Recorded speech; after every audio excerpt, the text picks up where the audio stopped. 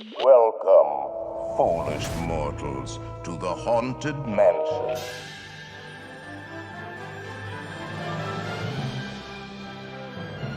On this week's show, we're going to be talking about our wish list for Super Nintendo World. You're listening to episode 128 of the Theme Park Duo podcast.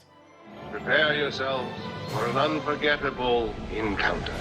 Hi, and welcome to the Theme Park Duo podcast. Grab your park map, Chiro, and hop in line with us as we take you on a coast-to-coast adventure through the world of theme parks, haunts, conventions, and more. Now, here's your hosts, Nikki and Gabriel.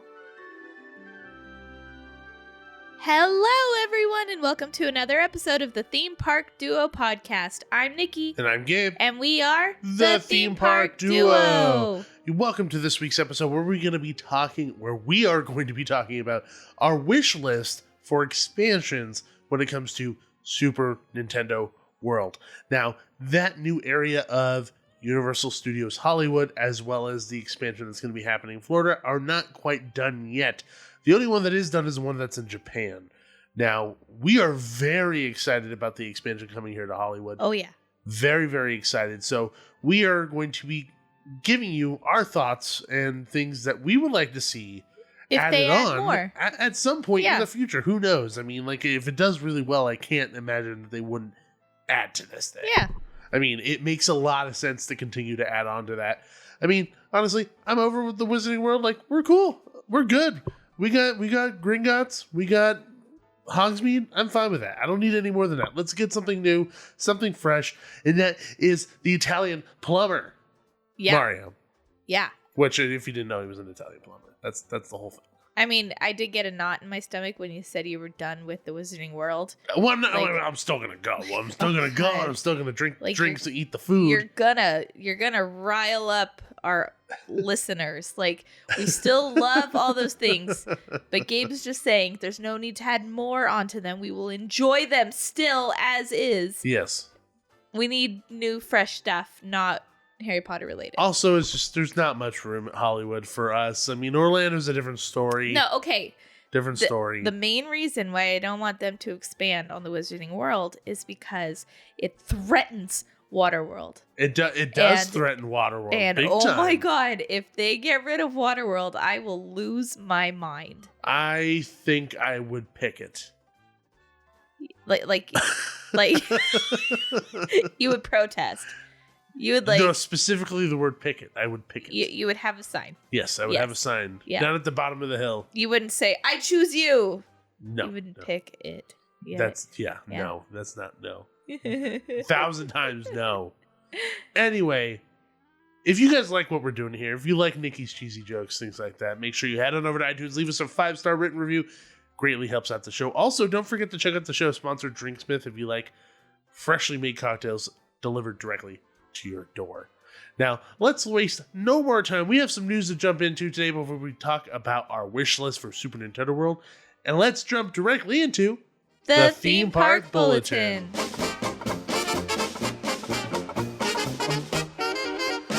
Okay, so Gabe, you went to Universal Studios Hollywood this morning. Yes, I did. The day that we are recording this. What did you see?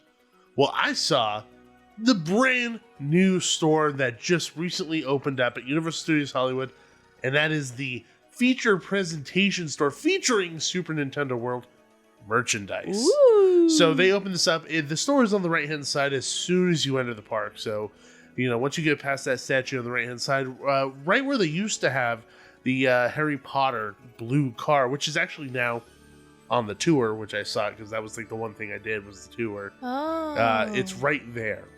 So it used to be that small Harry Potter store, which is the reason why that car was there in the first place. Yeah. It actually was the one that had the Christmas trees right out front. Yeah. Like right in the front.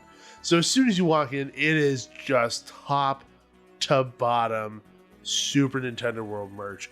You have banners that have Mario, Luigi, Toad, and Princess logos on them, shirts, backpacks, pins, everything you can imagine with these characters' faces on them. They want everyone to be all decked out. Oh, for big when time. The area opens. Yoshi, Bowser, you have King Boo on some stuff. Like it's pretty cool to see. Do you know what I want? What? I want a Yoshi backpack where it looks like he's clinging onto you like those Yoda backpacks. I don't know why that's not a thing. Like I they want have one they have so rope. bad. All they have is rope backpacks. You know, like the Yeah. pull string ones. Yeah. Like why don't you have a back? Oh my god! Like that just made me really mad. Why that's not a thing? I know, right? I want that so bad. I mean, well, I know, like, maybe it is a thing, but yeah, I know. I want it here, now, right now. on my back. You unzip his shell. It's perfect, people.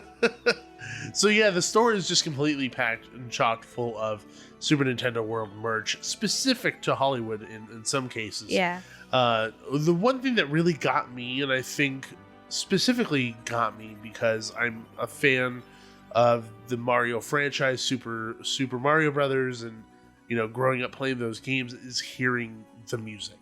You know, the music that they were playing in the store was music from the games, and seeing the green tubes and seeing the characters, it just became a lot more real. Oh yeah. And having gone over to kind of like the lookout points and stuff, you know, going down the escalators or, you know, right behind the Super Silly Playland water area, you can see that construction and it's really taking shape.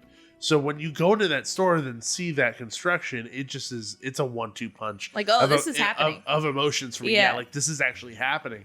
Because you could see the texture on Bowser's Castle coming together. You could see the green hills, like the green actual like platforms and stuff. Yeah. Like a lot of it is really coming together. So having that new store to really hype people up for the land is, one, a really smart move marketing wise. Yeah.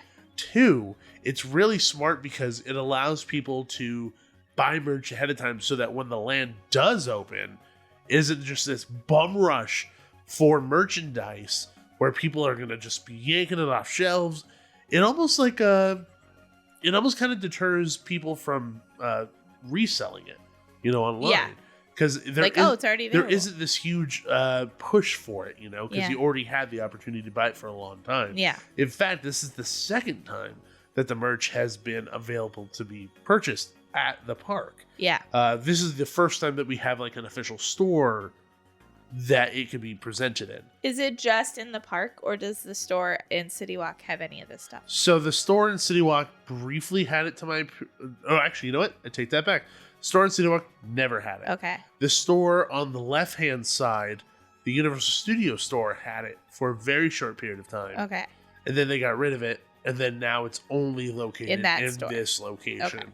Okay. It was completely packed when I was in there. There were so many people in there taking it in, looking at the toys, you know, cups with all the faces on it, candy with all the faces. It's absolutely overwhelming. Yeah. For me, it was very overwhelming because it's just something that I love so much.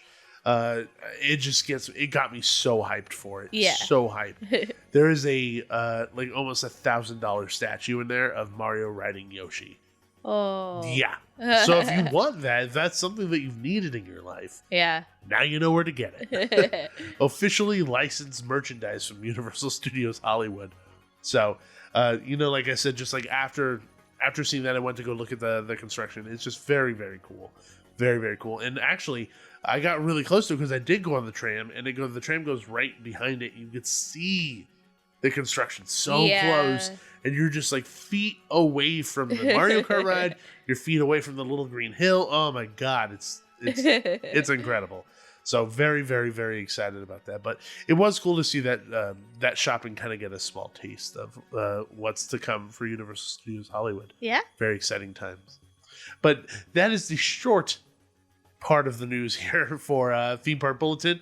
And we have some hot news to talk about. So let's jump into Haunting Headlines.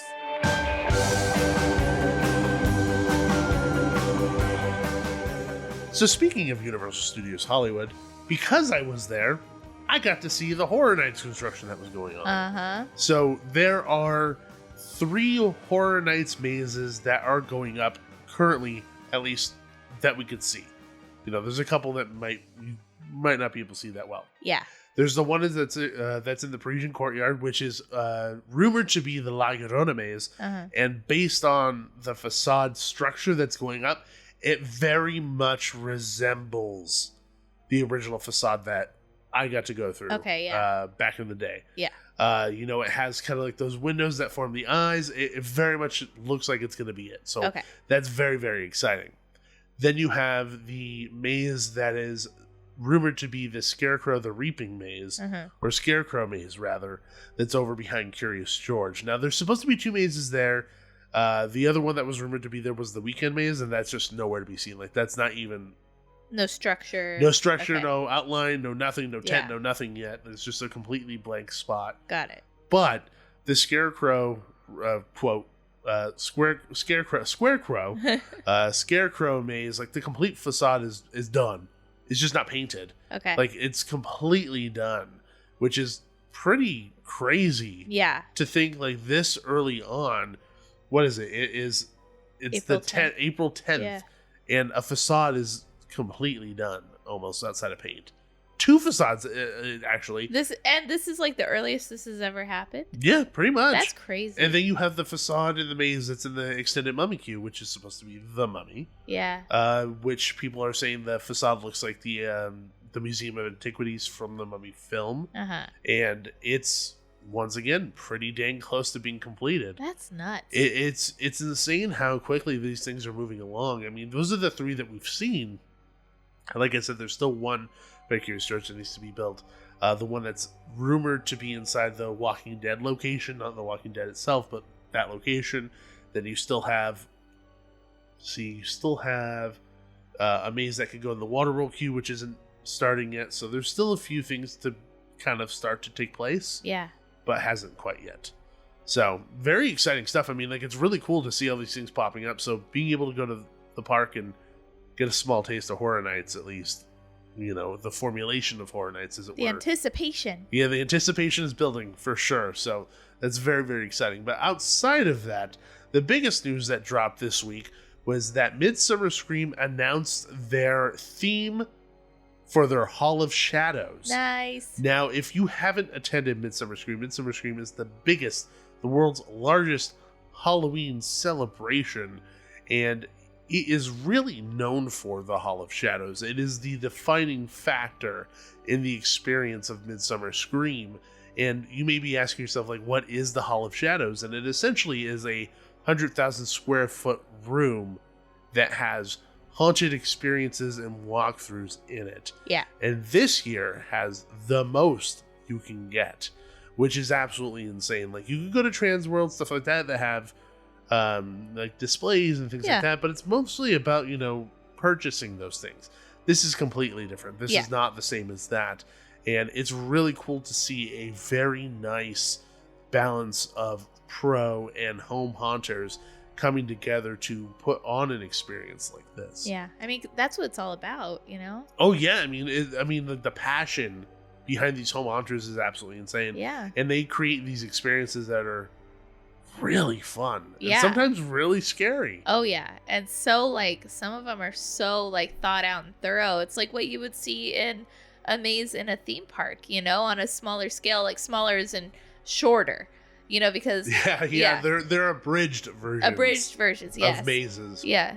Simply because there are so many in that room that they can't build out like a full experience. Yeah. It's just not feasible. But the amount of stuff they pack into, their space that they're given is amazing. It's very, very well done. So more information on that is that Cal Haunts is back to once again create the entry portal for the show of the Hall of Shadows. And this year it is called Midsummer Estates and will feature a small neighborhood with homes decorated for the community's annual Halloween festival. Beyond Midsummer Estates, guests will find 17 other haunts and attractions waiting within the darkness of, like I said, 100,000 square foot room of the Hall of Shadows, which when I read 100,000 square foot, I was like, that's a typo. That 100,000% is a typo. And it's not. That's how big the room is. And I think it's the biggest it's ever been, which is pretty impressive. Then Rick West, who is the co-founder and creative director of Midsummer Scream, said that the overall theme for Hall of Shadows this year is Halloween Comes Home. And he says that couldn't be more on the nose as we return to the Long Beach Convention Center for the first time since 2019. This July, I guess, will experience the biggest and most incredible Hall of Shadows yet, with more thrills and chills than ever before. It's a fantastic mix of home and pro haunts, walkthrough experiences, spooky displays that everyone is going to want to see for themselves. Now, this is the 5th year of Midsummer Scream, and it feels very fitting that, like Rick said, it's Halloween Comes Home. You know, taking a break because of COVID, 5th anniversary. It's like all the stars have aligned. Yeah. And this theme just feels so perfect. It feels so right. Serendipitous, almost, as it were. So we also have a whole bunch of I've kind of cherry picked because there was a lot in the press release, but I cherry picked some of the haunts and experiences that are going to be inside the Hall of Shadows to kind of give you a taste of what sort of experiences you could find at Midsummer Scream. So the first one is Bones Gulch. For the minds that brought you Beware the Dark Realm, which is a very, very popular and locally famous home haunt. Rest of Souls Manor and the Farm Home Haunts, a brand new attraction is coming. Bones Gulch is proud to bring a small display of what we have in store for us this October in the Hall of Shadows. The next one is Fear Farm. It's from Victor Valley. Venture deep into the cold earth beneath the farm, where a labyrinth filled with pure evil awaits your arrival. Then there's Reichland Asylum, the return of Sarah Crawford. They said she worshipped the occult, locking her deep in the wards of Reichland Asylum and throwing away the key. Little did they know she was the least of their worries. Unearth the secrets of the Crawford family and the dark powers that lie deep in the corridors of Reichland Asylum, the return of Sarah Crawford. Ooh. The Witching Hour, Halloween, a terrifying walkthrough experience. Oh, sorry. That was the whole name. Yeah, that's the whole name. You didn't highlight. I didn't bold it. Didn't my bad. bold the second half. Okay, from the top. The Witching Hour, Halloween, a terrifying walkthrough experience. Encounter the Myers home and come face to face with the Shape himself. Enter if you dare. Everyone is entitled to one good scare. Then we have Gothic Hills Cemetery. Gothic Hills Cemetery returns to the Hall of Shadows with a new interactive theatrical display based on their Riverside, California haunt. The Halloween guests will experience their prequel to the Fitzroy story of their biggest season ever. Cool. And then one of the biggest things for us. Last but not least is the Decade Brigade Slider Team will return to the Hall of Shadows with 3 incredible exhibitions on Saturday, July 30th and 3 on Sunday, July 31st. Showtimes to be announced. Yeah. But that is a can't miss. That alone is a can't miss. Yes. I feel like for us in particular, if you've listened to the show long enough, you've heard us dork out about Decade Brigade enough. Yeah. To know that is one of the things that we're going to need to put on our list of must-sees. 100%. So very, very excited about the Hall of Shadows this year at Midsummer Scream. Very, very excited about Midsummer Scream in general. There seems to be a lot of really cool things happening this year. I've spoken to Rick personally, and he's told me a lot of the cool stuff that everyone's going to have to, wait to hear about moving forward. So very, very exciting stuff. If you want to find out more about Midsummer Scream, if you want to learn how to buy tickets, head on over to midsummerscream.org and you could find all the info there. You can buy a general admission ticket, or you could do a VIP Gold Bat admission ticket, which gets you a few other perks along with it. But let's waste no more time. Let's jump into the main topic of this week's episode, and that is our Super Nintendo World wish list. Now, I know for a fact that after we go through the ones that we picked, people are going to be screaming at us because we didn't choose something that they think would fit within the realm of Super Nintendo World. Yeah, I mean, there's so much to choose from. It's so hard, it's to pick very those few. difficult. And everyone has different favorites from their childhood. Yeah. That, tug at their heartstrings and they really want to see come to life. Like for me, Yoshi's Island is like the pinnacle of like Nintendo. Like we bought a Switch because I saw the game Yoshi's Crafted World in Target and I nearly cried. And Gabe was like, "Okay, we're buying this now." You did cry. Why are we beating around the bush here? You did cry. So I bought a Wii, or I bought a Switch. A Switch, maybe a little bit. I love Yoshi. So Nikki died a little bit on the inside. So everyone has their own favorites. everyone has, different things they would want to see. If there's something that we left off the list, shoot us an email. We'll mention it in the next episode, Yeah. It is what it is. It is what it is. We have a runner-up list that we will share so that off the top what we're not including in our official list. So in our runner-up list is Star Fox. Star Fox is an incredible game that would translate really, really well to an attraction. Really, really well. I just don't think for me it was one of those games that really connected with me. I enjoyed it, but it wasn't one of those games that didn't make it into my childhood the way that the list of things that we have here did. Now to clarify, we're choosing things that are Nintendo owned. Yeah, not necessarily just Mario. Yeah, it isn't just world. Mario stuff. Yeah. It is Nintendo owned properties. One of these they own like 35% of it, but that's enough for me to include it. But it's Nintendo owned properties, so it could be a large amount of things, but you'll probably see based on what we've chosen the reasons why we chose them. Yeah. The next one is The Legend of Zelda. Like, everyone absolutely loves The Legend of Zelda. Oh yeah, I never played it. I played a good amount of the games. Wind Waker was one of the biggest games that I remember playing.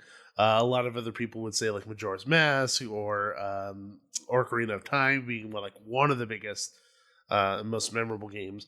In my opinion, I don't think that The Legend of Zelda is as big as Mario to the point where it should have its own dedicated ride or its own dedicated land. Although it would translate really, really well. I feel the same way about Star Fox. Yeah. To a certain extent. But still, it would translate very, very well. The next one on the list is Cruisin', which I know a lot of people would know this name based on arcade games. Cruisin' USA, Cruisin' World, Cruisin' Exotica, things like that. It's a racing game. So that would translate very well to an attraction as well. Definitely. So. Next one is Kirby. Everyone loves Kirby. You might have noticed that Kirby was outside of your local Target probably because of a new game that just came out. And then Metroid. Metroid is an action-based shooting game. It's a very, very cool game. Definitely can lend itself to like an action shooter interactive type game. Definitely. But for us, just not something that connected with us. Yeah. So don't shoot the messenger. Yeah. Well, I'm also the messenger and the person that had the message. But you know what I'm trying to say. But let's waste no time. Let's jump into our list here. Yes. Nikki, what's the first one on our list? The first one on our list is one that both of us obviously thought of. This was like the number one thing on my list. If I were to order things, this was the first thing. Same for me. This was the number one. Yeah. So, but yeah, and this list we're saying right now is like combined, both of our thoughts put into one list. But so the first one is Luigi's Mansion. This, for me, like, just aesthetically, I think would be a very nice juxtaposition to Super Nintendo World, where it's like all these bright greens and reds and yellows and stuff, and then you have this dingy, dark, haunted mansion-esque place. Yeah. Sitting off in the distance. Yeah, and like, I don't know what type of ride you were envisioning. I mean, obviously the Haunted Mansion comes to mind, and like, I wouldn't want to do anything close enough to where it would be like, oh, they're trying to make it like comparable. the Haunted Mansion. But something dark ride-esque would work for sure. Yeah. But I don't know, what were your thoughts? It honestly could go a lot of ways, because you could easily do a dark ride where it's just you're kind of experiencing a story, or it could be interactive in a way where you're given like a new piece of equipment that, fits within the transport vehicle that you're in. Yeah. Just to give everybody a little bit of a concept of what Luigi's Mansion is, if you don't know what it is, Luigi, basically this is the conceit and like the story of the game is Luigi receives a letter one day informing him that he won a mansion as a grand prize in a contest. And Luigi didn't remember entering contest, but anyways, he tells Mario and invites him over. When Luigi arrives at the mansion, he discovers that it is haunted with malevolent ghosts, and Mario's trapped somewhere inside. Wielding a flashlight and a specialized vacuum called the Poltergeist 3000, he walks through the dark rooms and hallways, exterminating ghosts and searching for his brother. I So feel it could like definitely be an interactive I game. feel like it makes most sense to be interactive. Honestly, it would be really cool if it was an interactive game where you had your weapon, the Poltergust 3000 that sucks up ghosts. If you had that with like a flashlight attached to it, but you weren't in control of when the flashlight like flickered off or on. Yeah, that would be interesting. Yeah, that would be super cool, and that you could do stuff with like blacklight, like Blacklight ghosts. Yeah, like Yeah. I think that would be super fun. It would be very interesting. Like half of me, like, because one thing that I've noticed about a lot of the things that we chose on our list, and listeners, you'll know this once we go through them. A lot of them could be interactive and like lend themselves to being interactive attractions. I think out of any of them, this one and maybe one other one could be the non-interactive attraction. Yeah, no, this one could definitely also be non-interactive and Like, still just be super fun. Like I do see, like in a world, Luigi's Mansion being some type of trackless, attraction similar to Mystic Manor. Yeah, something like that. And it could be a new story. It isn't like recreating Luigi's Mansion, beat for beat, as much as it is, adding on top of that lore and that story of Luigi, the Poltergust 3000. Like Luigi found Mario and now this happened. A continuation story of sorts. There's been 3 games in the series of Luigi's Mansion games themselves. So this could just be like another one on top of that. Yeah. It's just a lot of really cool stuff to incorporate visually and aesthetically into this type of attraction. The next one is one that Nikki brought up, and I actually had to look up because I had never heard of it, and it was very fascinating to me. And this is Yoshi's Safari. This is a throwback, big time. Oh yeah, it's an old Nikki. game. This is a throwback. So you caught me off guard here. Yoshi's Safari is a light gun shooter for the Super Nintendo system, and basically it's a first-person shooter game, and I think it's the only first-person shooter Mario game of its kind. It might be, yeah. The game features 12 levels and requires a Super Scope, a light gun peripheral for the Super Nintendo Entertainment System. The player views gameplay from the perspective of Mario riding on Yoshi, and uses the Super Scope to shoot enemies, which include the Mario franchise traditional Goombas, Koopas, and Cheep Cheeps. As the player fires the Super Scope, a power gauge will drop. Firing too many rapidly will deplete it and cause long pauses between shots, making players more vulnerable to enemy attacks. Okay, so do you want to hear how I imagined this game? Yeah. Okay, I imagined this game as... Okay, so the Pony Express ride at Knott's? Yeah. So, like, you're sitting in... That with guns? No, yeah. So you're riding a Yoshi in the style of the Pony Express. So like you were actually straddling a Yoshi. Mm-hmm.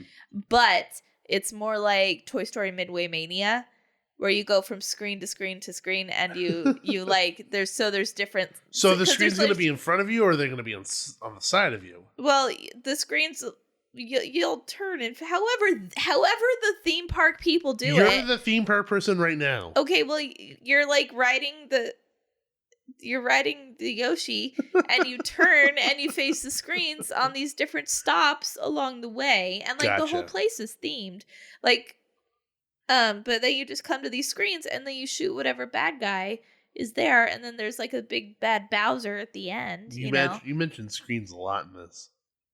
What park are we in, Gabe? What is their specialty? You know what? Lean into it if it works. And in this one, it works. And you're still getting a fun, interactive place where you're riding a Yoshi. True. You could have little Yoshi noises coming out of him. I do like the concept of sitting on a Yoshi. Like, that is because the game is so based on the idea that you're from the perspective of Mario sitting on Yoshi. Yeah. That it makes a lot of sense that the attraction would necessitate you sitting on Yoshi. Uh-huh. I don't necessarily think that it needs to be a screen-based attraction. It could definitely be a Buzz Lightyear Astro Blaster style attraction. It definitely could also be it could also be like an Astro Blasters, or like what's the other one? MIB. Yeah, even something like that for sure. Where the different bad guys are popping up around you, and you have to shoot them as you see them. Yeah, it could definitely work as something like that too. There could definitely be a lot of really cool gags you could do, especially with Goombas and different kind of villains from or bad guys from the Mario video games. So it'd be very interesting to see. But I think a dark ride with interactive portions, but with less screens, I think would work best. Or you could just go old school route and just give everybody like a whole bunch of like beanbag sacks and just chuck them at things in the middle of the like dark ride. You could. I feel like that's just a recipe for disaster, Yeah. though. Maybe we shouldn't do that. No, I take that probably back. not. Take it back. Next one on the list, Nikki. This is mine. This the one's next mine. one is Gabe's pick. I like, full disclosure, I don't even know what it is. But the next I one. showed you what it was. Oh yeah, just now. The next one is F-Zero. Yes. It's a series of futuristic racing video games originally created by Nintendo EAD, with multiple games developed by outside companies. The first game was released for the Super Famicom in Japan in 1990, and along with North America's Super Nintendo Entertainment System in 91. The Famicom was basically just the Japanese version of the Super Nintendo. Got it. It was just rebranded to the Super Nintendo for the United States. That's all the only difference. Okay. But I feel like if you know what F-Zero is, you know that this could be turned into a pretty fantastic attraction.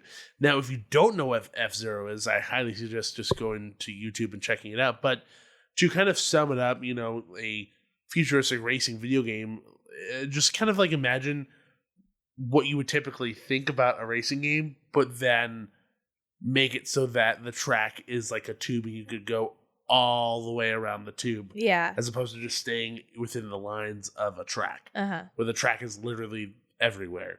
It's kind of insane. It's really hard to kind of gauge when you're playing it, like where you are. Yeah. But it would translate really well to a roller coaster. Yeah, I mean, in my head, talking like my 3-year-old, in my head, it would be a cool like dueling coaster. It would be a very where you cool could have like coaster. I'm gonna use the term like that Top Gun stall. Yeah, like on Twisted Colossus. Yeah, so you get that feeling of like being on all the sides of this course, something like that. That would actually translate really, really well.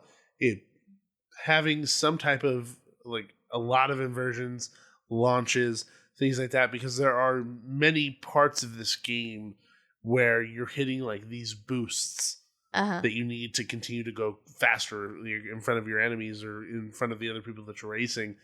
That could be translated into launches on a roller coaster. And the music in the video you showed me, it already sounded like roller coaster music. Yeah, like 100%. Big time roller coaster music. Yeah. It could be like an indoor coaster. Like, yeah. Honestly, think about like rock and roller coaster. Yeah. With that music, with that style. Yeah. As opposed to just being, stylized cutouts of Hollywood. Yeah, no, that would definitely work. Something like that.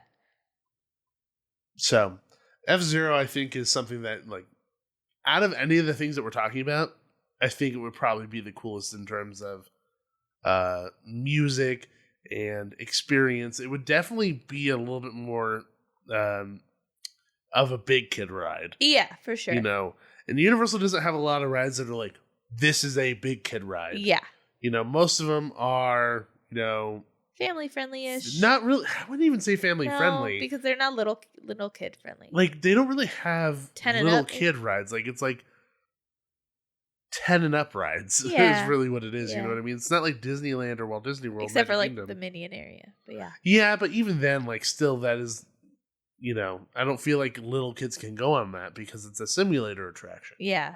So most of everything at Universal is usually not really aimed at like little kids, but this would be a little bit more aimed upwards. It's more like a Hulk, yeah, or for sure. or Velocicoaster, things like that. Yeah, that's what comes to mind. Yeah. So actually, Velocicoaster is a very good comparison. Actually, that's what you just would like it to less outdoors, more indoors. Yeah.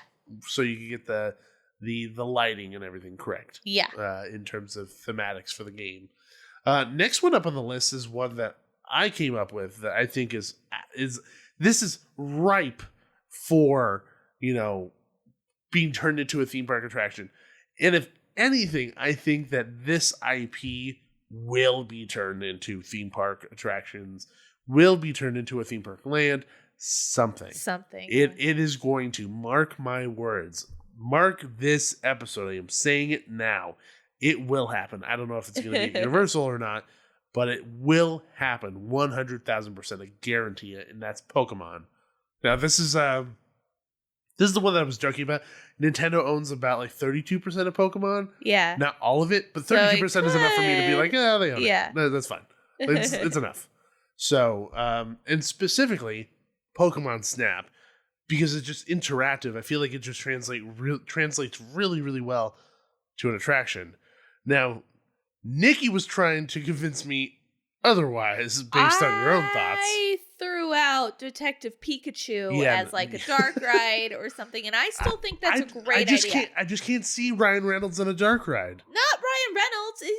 He's in the movie. He's Pikachu for 99% of the movie. Yeah, but he's at the end of the movie. He doesn't have to be in the ride. Well, I guess it's a little bit of a spoiler. It could be like that doesn't matter. That movie came out forever ago. Fine. Yeah, no, that nobody write in angry about actually about Gabe spoiling Whoops. the end. No, but I think it would be so much fun because it's just such a funny Yeah, but like what?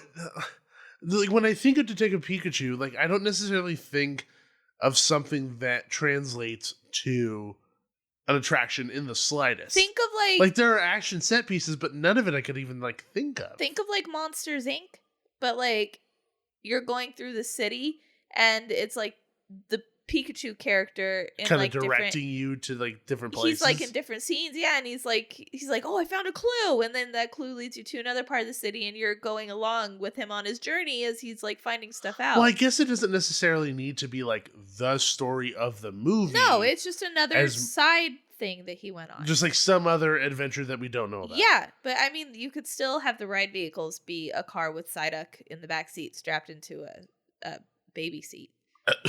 It's like you're just riding with Psyduck? Yeah, and part of the tenseness of the game is that you have to keep him calm. You have to like pet him. Okay. This is just you need to have a little bit of context here. Because people are just like, okay, Nikki, you might be going off the deep end of your Everybody, go watch the movie.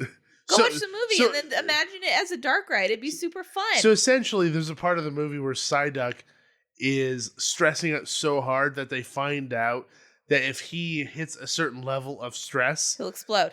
He will explode. And Pikachu sitting in the back seat with him is like super pissed off that they put him next to, as he quotes, like a bomb. Yeah, like a living bomb. Yeah, so you have to. So like part of the stress of the ride is that you have to keep him calm. You just have to completely just pet him and stroke him on his head to make sure he's calm. Yeah. There could be like a stressometer in the car. A Psyduck stressometer? Yeah.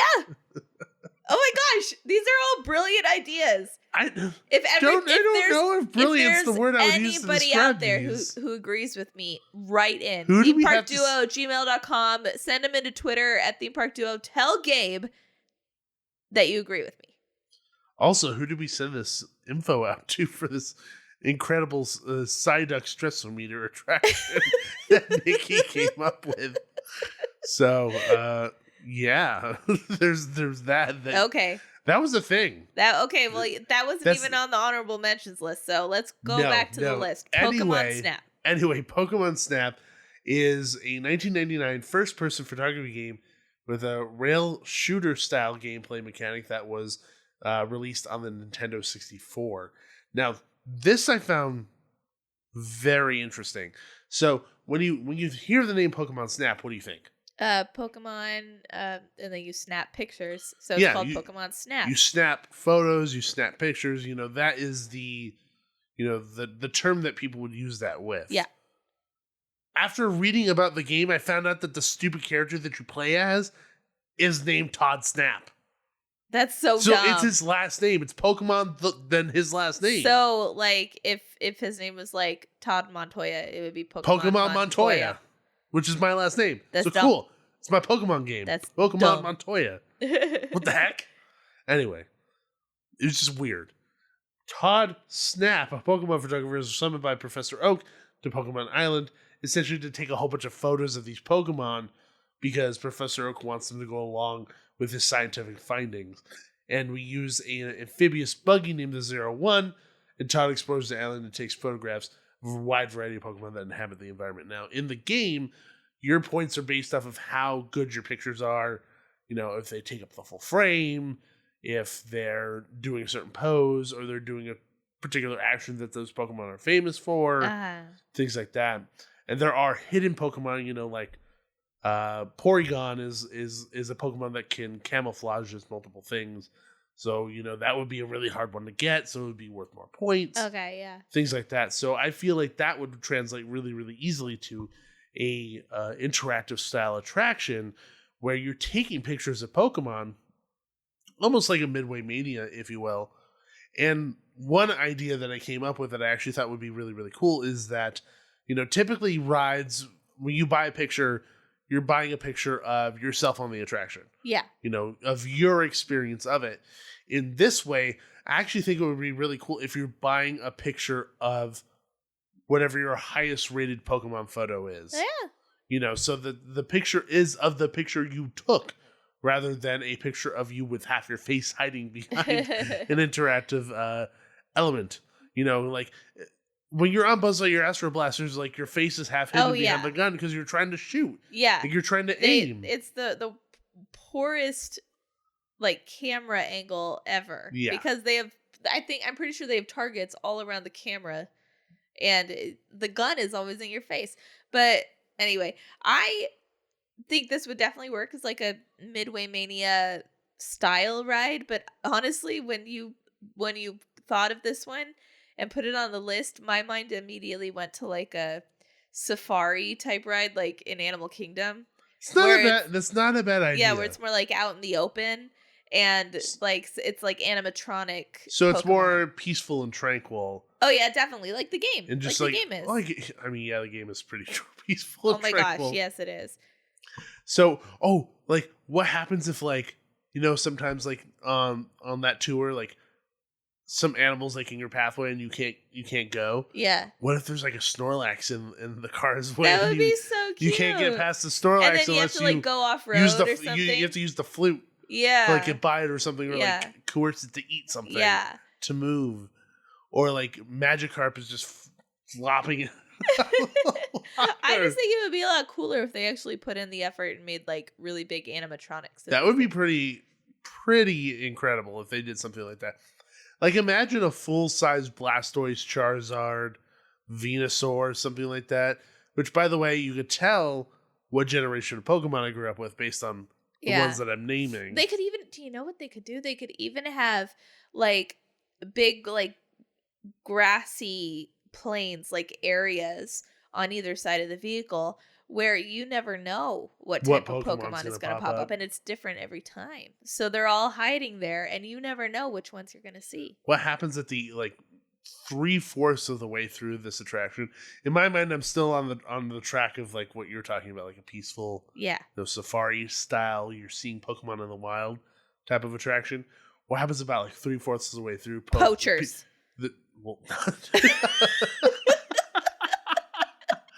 No, not poachers. Good God. This goes dark. That went dark very quickly. I mean, if we're copying it based off of the attraction in Animal Kingdom, yeah, that makes a lot of sense. But no, not poachers. As much as I want a Blastoise shell or a Vulpix jacket, I think that is not the idea that I was going to go with. Okay, what were you going to say? But what I was going to say is Pikachu jumps out and it's just Ryan Reynolds going, "Hey, I need your help to go on this adventure." You have to go solve a mystery with Ryan Reynolds in the middle of this ride. Person who takes the best picture gets a friend of line to my ride. Detective Pikachu. Detective Pikachu. Don't stress outside Don't too much. Anyway, so Pokemon Snap, that was one that I thought. The Psyduck is his tiny pupils. No, I just imagined Psyducks hidden throughout the land. Like not in a ride, just they're just throughout there. Like a Pokemon land. Yeah, like there's like say a rock wall, and you turn a corner. There's just a Psyduck like standing there, like eyes like wide, and like if you stress him out too much, he like splashes you with water or something. If Pokemon ever gets its own land, and there's no freaking Psyduck meet and greet, I'm going to freaking riot. There needs to be a meet and greet with Psyduck. There needs to be. Okay.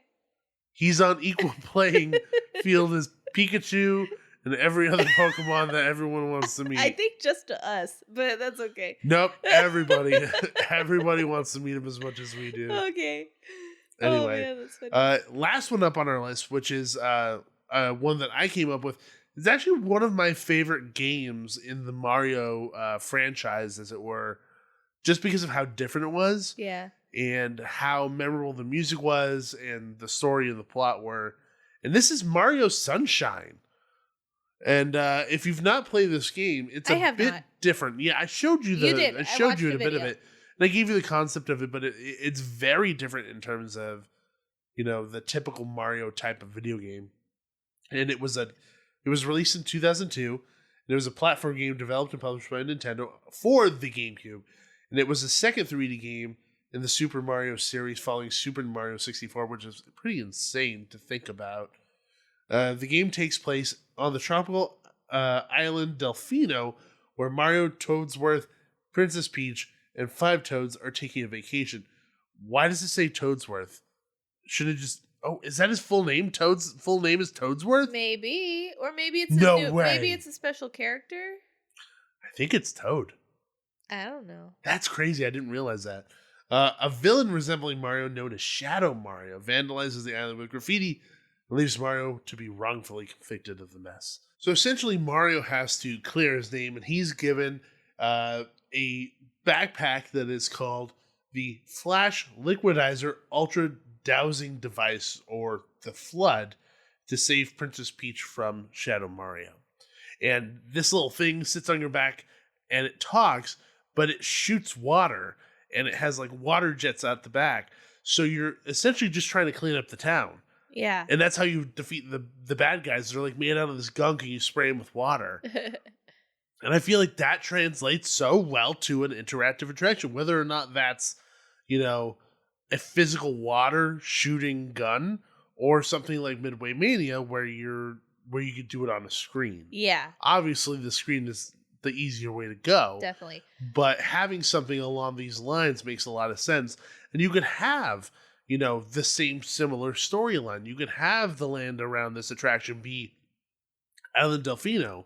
You have these characters. You even have like meet and greets with the Island Delfino characters, which they're freaking weird looking characters that are like really bulbous with like skinny little arms that get really fat. Yeah. And like really big noses. They're weird. This could also be something like I know that what they have going already, they have a lot of interactive elements in the land itself outside of the rides, and this could be another thing where it's like they have it built into the rocks where every once in a while graffiti will appear. Yeah. And you have to, when you see it, you have to go and you have to clean it up, and you could earn points or coins. Yeah, that's actually a really good point, actually. So that it could also lend itself very well to something that's interactive outside of rides. I know that in Japan for their Super Nintendo World, there are interactive elements that are inside portions of the land. It could be in queues too. It could be in a queue, or it could be one of those interactive portions that are inside, so that you could utilize screens or something. Yeah. With the guns that are kind of attached to like a mount. Yeah. And you spray the wall, because then you could have like the image of Shadow Mario popping up randomly throughout like one of those experiences. But just the idea of having this interactive experience where you're cleaning up something makes a lot of sense for me. Yeah. You could easily take this concept and put it in a couple flat rides too, based on the concept as well, easily. Definitely. But I feel like this one in particular, this specific game would work really, really well. Obviously, there's so many Mario games that include Mario or don't include Mario. Yeah. That could work really, really well, but I like this one a lot. Yeah. The game that I think that would work the least for a theme park attraction is Mario is Missing, and it's literally you as Luigi trying to find Mario in a town, and you talk to people for clues, and that's about it. That's it? Oh, yeah, that wouldn't work. It is really bad. like really bad. What if they did make that a ride and then Pikachu just showed up like, I'm here to help? This is Ryan Reynolds as Pikachu invading other games. Yeah. Or other rides. Other rides, yeah. Hey, I'm Ryan Reynolds. Hey, let me help you. Why are I don't know why you I'm so obsessed with Ryan Reynolds? I am talking. I am not. You are. You are. Every time I have brought up Detective Pikachu, you have mentioned because Ryan it's Reynolds. Ryan Reynolds in that movie. But why does that matter? Because he's Detective Pikachu. I am talking about Psyduck? him in the form of Pikachu. He doesn't know that he is air quotes Ryan Reynolds because he's not. I know, but that's what I'm saying. I'm saying it's Pikachu voiced by Ryan Reynolds. Yeah. That's what I'm talking about. But you're just saying Ryan Reynolds pops up. You didn't say Pikachu voiced by Ryan Reynolds pops up. Sorry, you just said specific. Ryan Reynolds pops up. I'm sorry I'm not being specific. You're being confusing and My bad. weird. I think I love Ryan Reynolds. I think so. Realistically, who doesn't? Yeah, Who doesn't love Ryan Reynolds? valid. I've had a crush on Ryan Reynolds since Blade Trinity.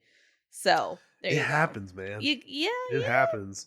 I think I've had a crush on Ryan Reynolds since Blade Trinity. I thought you were going to say, what's her name? The girl. Blake Lively? No, the girl that was in Blade Trinity. The girl from Seventh Heaven. The girl from Seventh Heaven. Yeah. What's her name?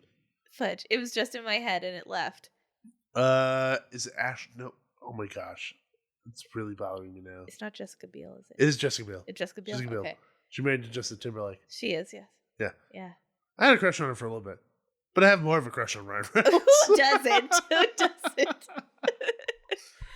And I don't know why Ryan Reynolds as Pikachu goes, "Hey, yo, it's me, Pikachu. Let me help you." for some reason, I just I think about The Sopranos. Like, hey, it's me. Hey, you'll probably wonder how I got here. Let me help you out. No. I don't know. Beats me. I don't know. My mind goes into weird places. It does. Goes into weird Also, places. honorable mention that Gabe didn't add to the list is that I think there needs to be an Italian restaurant Jesus somewhere, Christ. like fine dining. It can be. Just because we're Italian can plumbers be- doesn't mean that they need to be Italian food. There needs to be an Italian restaurant somewhere. I feel like that's just too on the nose. Just a little too on the nose. Maybe. I don't know. Just a little bit too on the nose. I like spaghetti. Who doesn't like spaghetti? I mean, every.